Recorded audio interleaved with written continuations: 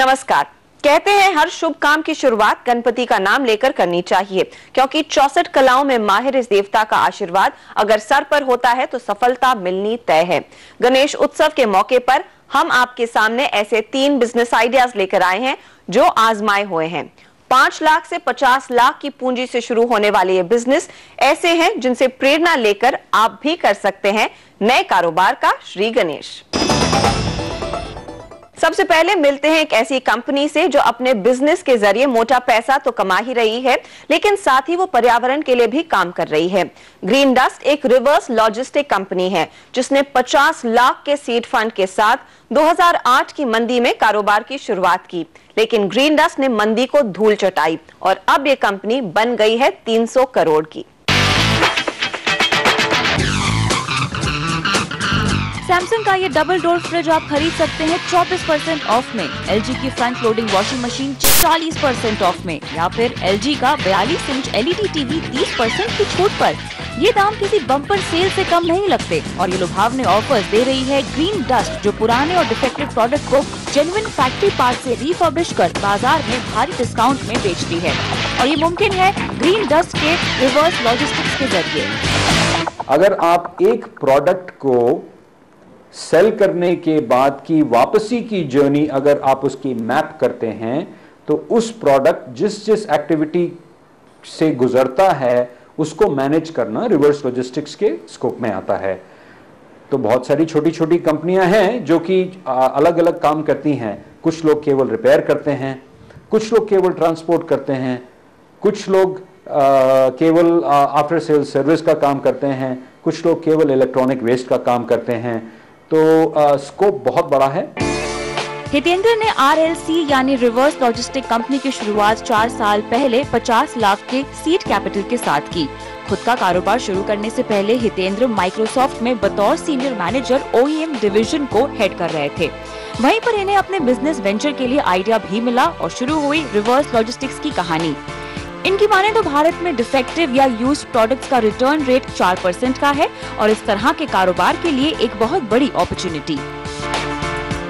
India की opportunity जो इस वक्त है, हमने जो कैलकुलेट किया है, रिवर्स लॉजिस्टिक्स की जो पूरी पाई है वो करीब 12 से 15 बिलियन डॉलर की है। मतलब कि करीबन 50 से 60 हजार करोड़ का ये बिजनेस है। इतना सामान वापस आता है, रिटर्न होके वापस आता है। बहुत ही सिंपल तरीका है कैलकुलेट करने का। आप इंडस्ट्रीज जो हैं जैसे कंज्यूमर इलेक्ट्रॉनिक्स, होम अप्लायंसेस हैं, या मोबाइल है, या IT है, फार्मास्यूटिकल है, उसमें अगर आप 3 से 4% का रिटर्न रेट अगर आते हैं आपको वैल्यू पता लग जाती है पूरी की पूरी इस इंडस्ट्री की। इंडस्ट्री बहुत बड़ी है। कंपनी एक्सचेंज ऑफर में लौटाए गए इलेक्ट्रॉनिक्स को OEM से खरीदती है, जिन अप्लायंसेस को ठीक किया जा सकता है और उन्हें रिपेयर प्रोसेस से गुजरना पड़ता है ताकि प्रोडक्ट्स की ब्रांड वैल्यू बरकरार रहे, और फिर इन्हें ग्रीन डस्ट के ठप्पे के साथ Tier 2, Tier 3 शहरों में डिस्काउंट पर बेचा जाता है। शुरुआती सालों में मैन्युफैक्चरर्स को मनाने में RLC को काफी मेहनत करनी पड़ी, लेकिन पिछले 2 सालों में OEMs रिवर्स लॉजिस्टिक्स की अहमियत समझने लगे और हितेंद्र ने फिलिप्स, सैमसंग और LG जैसी प्रमुख कंज्यूमर ड्यूरेबल कंपनीज के साथ टाई अप कर ये बड़ा कारोबार स्थापित किया। जब मैंने कंपनी शुरू करी थी करीबन 4 साल पहले, तब इसमें सबसे ज्यादा परेशानी हमको ये हुई थी कि कंपनीज को इस रिवर्स लॉजिस्टिक्स डिसिप्लिन के बारे में ज़्यादा नहीं पता था। तो ज़्यादातर वक्त मेरा जब बीता है वो कंपनीज को बताने में बीता है कि रिवर्स लॉजिस्टिक्स सही मायने से ना करने से उनका कितना नुकसान हो रहा है। पिछले 2, 3, 4 साल की मेहनत और मशक्क़त के बाद अब बड़ी खुशी होती है बताते हुए कि बहुत सारी कंपनियां जो हैं उनको रिवर्स लॉजिस्टिक्स का वैल्यू प्रोपोजिशन जिसे कहते हैं, या उसकी ज़रूरत का अंदाज़ा हो गया है। और उस हिसाब से हमारी कंपनी का भी आप ग्रोथ अगर देख रहे हैं तो ये जितनी भी कंपनीज हैं, OEMs हैं, जो हमारे बिजनेस पार्टनर्स हैं, उनके ही रियलाइजेशन से ही हम लोग इतने ज़्यादा ग्रोथ पाथ पर आए हैं। देखने में ये कारोबार जितना आसान लगता है उतनी ही मेहनत भरा है। इस तरह के बिजनेस में सबसे अहम है टेक्नोलॉजी और स्किल्ड वर्कफोर्स। मार्केट के बदलते ट्रेंड और नई तकनीक से हमेशा अपडेटेड रहना भी काफी जरूरी है। इसके लिए इंफ्रा, वेयरहाउसिंग और मार्केटिंग में भी लगातार निवेश की जरूरत है।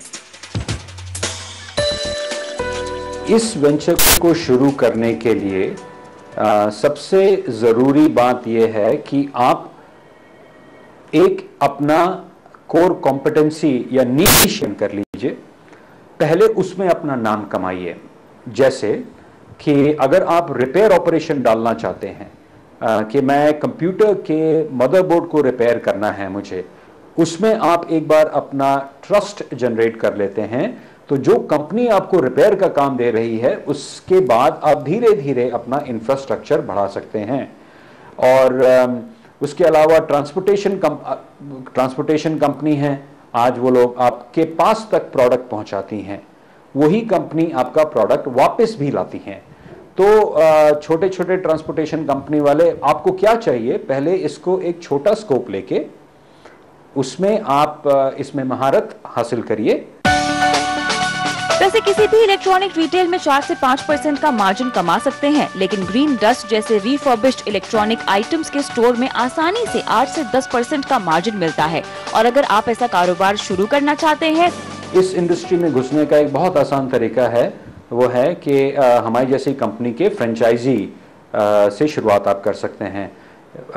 हम लोग के करीब इस वक्त 60 फ्रेंचाइजी स्टोर्स खुल चुके हैं। इस साल के एंड तक, मतलब मार्च 2012 तक, हम लोग करीबन 100 फ्रेंचाइजी खोल देंगे। इस बिजनेस में हम लोग ज़्यादातर टियर 2, टियर 3 सिटीज़ में ही फ्रेंचाइजी खोले हुए हैं। वहाँ पर क्योंकि बड़ी कंपनियों की पकड़ नहीं होती है। ग्रीन डस्ट ने कारोबार की शुरुआत 2008 की मंदी में की। उसके बावजूद कंपनी के कारोबार में दिन दोगुनी रात चौगुनी बढ़त देखी गई है। पहले साल में ग्रीन डस्ट ने 10 करोड़ का टर्नओवर कमाया, वहीं तीसरे साल यानी 2011 तक ये आंकड़ा 100 करोड़ तक पहुंचा और मैनेजमेंट ने 2012 में 300 करोड़ का टर्नओवर का लक्ष्य रखा है और 2014 का टारगेट 600 करोड़ का है। कंपनी को पूरा यकीन है जैसे जैसे ब्रांड्स के बीच में रिवर्स लॉजिस्टिक्स की समझ बढ़ेगी, वैसे ही ग्रीन डस्ट जैसी कंपनियों के लिए अपॉर्चुनिटीज भी बढ़ेंगी।